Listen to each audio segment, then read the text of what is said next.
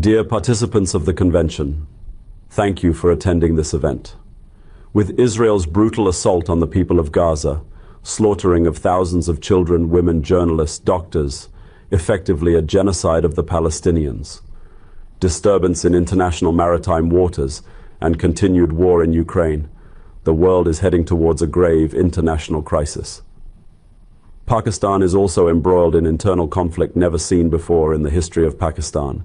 The entire state machinery is bending the law and the constitution of Pakistan just to keep me and my party out of the electoral process.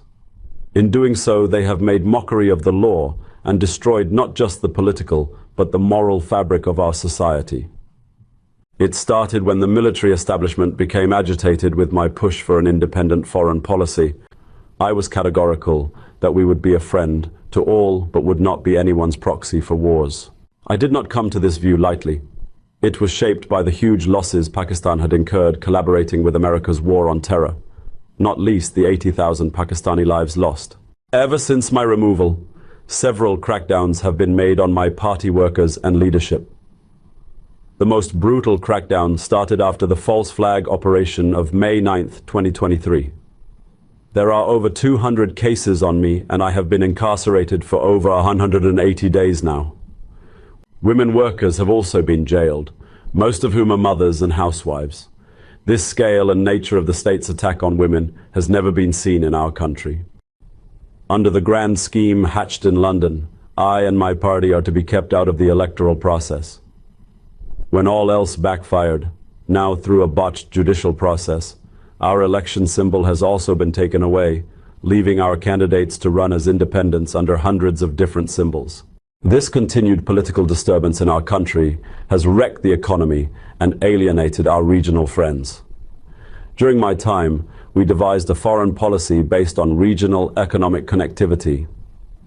We were aggressively pursuing this vision via reaching out CIS states, Russia, and renewed relationship with China. We offered facilitation to bring Iran and Yemen closer to Saudi Arabia. In my UN General Assembly speech, I explained to the world the importance of Prophet Muhammad, peace be upon him, for Muslim Ummah, and helped introduce the UN General Assembly resolution that has established 15th March as an international day against Islamophobia. We facilitated US and Afghanistan for Doha talks for a peaceful exit of US from Afghanistan.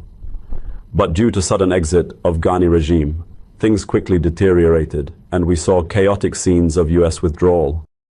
I am told that at certain level Biden administration blames me for the messy US withdrawal, but this is far from the truth. Our government policy vision was regional economic connectivity.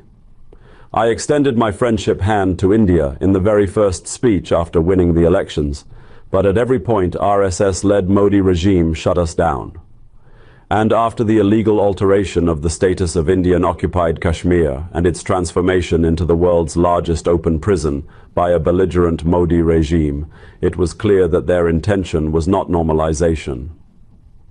Kashmir is a cornerstone of our foreign policy, and we took a firm and principled stand on this issue despite the challenges.